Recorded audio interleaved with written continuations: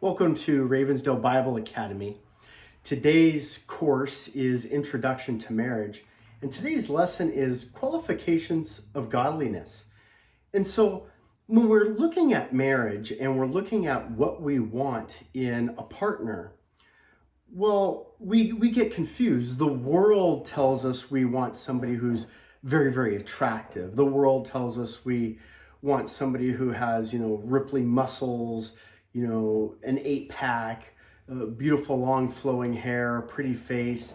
And look, let's not pretend attraction is part of your relationship, but it's not the depth of your relationship, and it's not the core of a great relationship.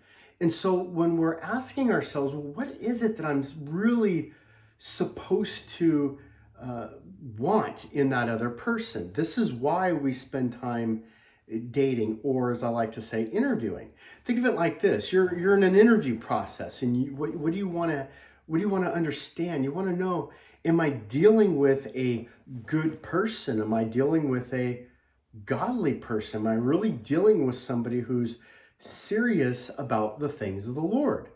And if it's true, then I should see fruit. If they're telling me that they love Jesus, if they're telling me that they're a Christian, then I should be able to see the fruit coming out of their life. Well, again, what does that fruit look like? Does that fruit look like a good job? Does that fruit look like a cool car? Does that fruit look like a nice house? I mean, what does it mean? Does it mean you're a great singer? Does it mean you're just an attractive person or a funny person, and you just really enjoy loving and hanging out with that person? Now, those are all great qualities, but those are not what we would call character qualities. And so what we want as a qualification of godliness is we want depth of character qualities. And a great place for us to learn that is in 1 Timothy. In 1 Timothy, we see the roles of leaders in the church, of deacons, deaconesses. We see elders, pastors, women who are in leadership positions with other women. And so when we look at these qualities, here's a kind of a basic list of what we see. And it's really what we should want in a spouse. I mean, why would we want any less in our partner than what the Bible requires as a leader? And so this is a good barometer for you to look at somebody and go, well, I want my spouse to carry these qualities. Especially, let's say if you're a woman, you're looking at something like the husband of one wife, right? I don't want somebody who has dated around so much. It's like, can they stay in the same place, or are they always going to have a wandering eye? Are they always going to have a wandering heart? And so the Bible talks about leadership of godliness as it's a husband of one wife, one relationship, temperate. The idea of temperance, and we have the temperance movement with alcohol, and it's this idea of, look, this person has a modest living. They're not abusive in anything. They're temperate. They're pretty even keeled. It's a life of moderation, right? No extremes. We see prudent as one of the character attributes. Is this a wise, imprudent person? Somebody who has, they're a good head on their shoulders. They're not impulsive. They're not always doing what we would say, quote unquote, dumb things, right? This is a person that's respectable.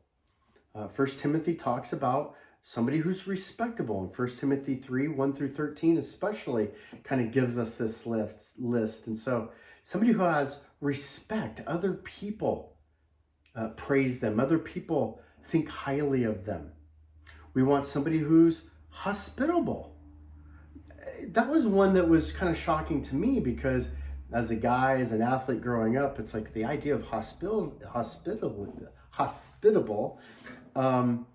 I didn't understand that, to be honest. And now, as a married man, as somebody who invites people to our home, our neighbors, our family, our friends, the best times are when we have people over, and where we share what we have with other people, and we share life and relationship and break bread.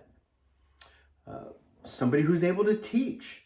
Look, you don't have to be a preacher or a pastor, but you got to be able to teach and train each other in the word. You've got to be able to teach and train your children. And so one of the qualifications of godliness, and one of the qualifications you want to look for, is, can this person clearly articulate the gospel? Again, they don't have to be Billy Graham, but they should be able to give their testimony. They should be able to give you an understanding of what the gospel is. We don't want somebody who's addicted to wine. 1 Timothy again states, this is somebody who's not pugnacious, getting in a bunch of fights and arguments, not somebody who's addicted to wine. Instead, somebody who's a gentle person, somebody who's a peaceable person. Now think about this. Do you really want to be married to somebody who's getting in fights and arguments all the time with other people? It's just a matter of time before that's going to be you. Ironically, another verse talks about free from the love of money. Look, our A1 goal in life is not money. Money is not our God. Now, we need to earn money, we need to work, we need to provide for our families, but it's not the most important thing in the world. And so that's something you want to take note of. And that's a difficult thing, because look, we want somebody who's going to provide. We want to be stable. We want to be secure. We want to nest. But money can't be the driving force. And so when we look at biblical guidelines for not only leadership, but these are biblical guidelines that we want as character attributes in the person that we're going to spend the rest of our life with. And so again, remember, it's not about looks. It's not about how much money they have.